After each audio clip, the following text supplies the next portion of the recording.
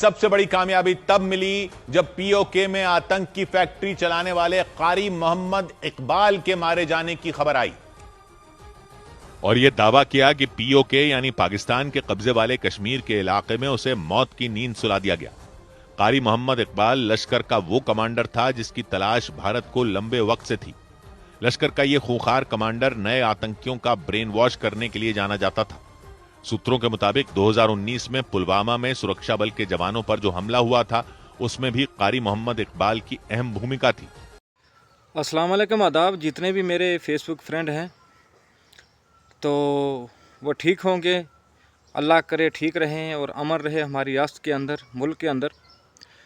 तो आज social media के अंदर एक दो पोस्ट जो हैं वो काफ़ी वायरल हो रही हैं कि पुंछ के अंदर जो एक आलम दीन थे जो रिज़्क़ हलाल कमा रहे थे, जो पाकिस्तानी गोलाबारी के अंदर वो शहीद हो गए।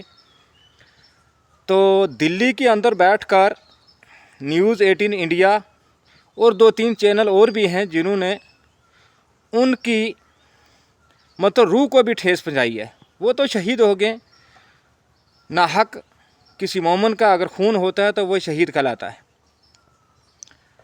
तो उन गटरखोरों ने दिल्ली की एसी में बैठकर उन्होंने क्या किया कि उनको दहशतगर्द और बहुत बड़ा एक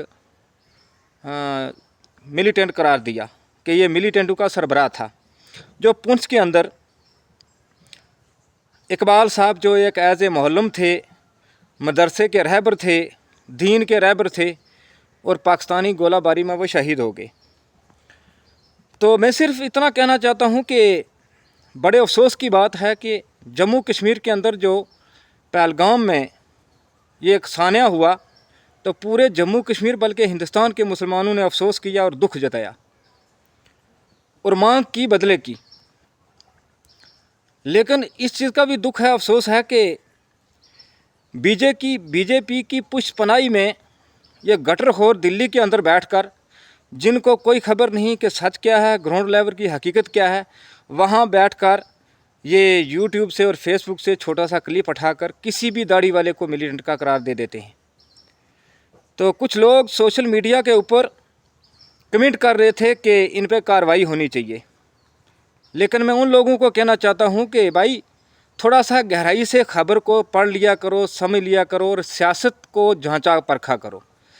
ये जितने भी गोदी मीडिया जो दिल्ली के अंदर बैठी हुई है, मुल्क के अंदर नफ़रत फैला रहे हैं, इन्होंने कभी भी हिंदुस्तान के अंदर कितने मुसलमानों को मोब लिंचिंग करके मार दिया गया, कभी उस आवाज़ को उठाया नहीं इन्होंने। और कोई भी मुसलमान किस वजह से मरे उसको ये मिलिटेंट का खिताब दे देते हैं। हाल ही में इस वक्त मुल्क के अंदर लोगों को मतलब रोज़ी छूटी हुई है। एक एक मिनट, एक एक सेकंड जो है वो सांस ले रहे हैं कि किस वक्त क्या हो जाए। हालात यहाँ तक बने हुए और इन टट्टी होरू ने, इन गोबर होरू ने दिल्ली के अंदर कमेडी मचाई हुई है और हमारे एक आलिम को, एक मौलाना को इन्होंने मिलिटेंट का खिताब दे दिया। तो जो ये चीज़ कहना चाहते हैं कि इन पे कार्रवाई होनी चाहिए, तो भाई मेरे ज़रा सियासत को गहराई से पढ़ लिया करो। इनकी पुष्टपनाई, इनकी आबियारी जो है वो बीजेपी कर रही है।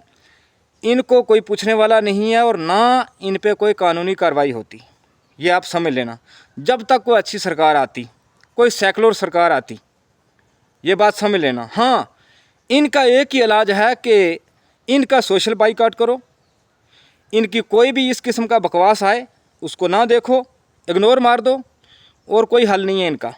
क्योंकि ये जितने भी गोदी मीडिया वाले हैं, इनकी पुष्टपनाई जो है वो बीजेपी सरकार कर रही है। आबियारी मिल रही है, टीआरपी मिल रही है कि खूब हिंदुस्तान के अंदर, जम्मू कश्मीर के अंदर जो है ये नफ़रत का जहर फैलाओ और कुछ नहीं है। और ग्राउंड रियलिटी खैर लोगों को पता चल गई होगी कि ये कितना सच बताते हैं अपनी खबर के अंदर। इनका मकसद ही यही है कि हिंदुस्तान में खौफ व हरास फैलाना और हिंदू मुसलमान की जंग फैलाना, और इनका कोई मकसद नहीं है। तो इस वीडियो को ज़्यादा से ज़्यादा शेयर करना और इन चैनलों का बाइकाट करो। और कुछ नहीं हो सकता, ना इनको कोई पूछने वाला, क्योंकि इनके पीछे बीजेपी सरकार है, ये हर कोई जानता है।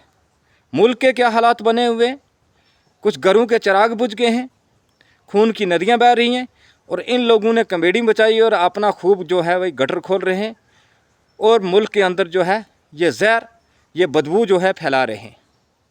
ओके, अल्लाह हाफ़िज़।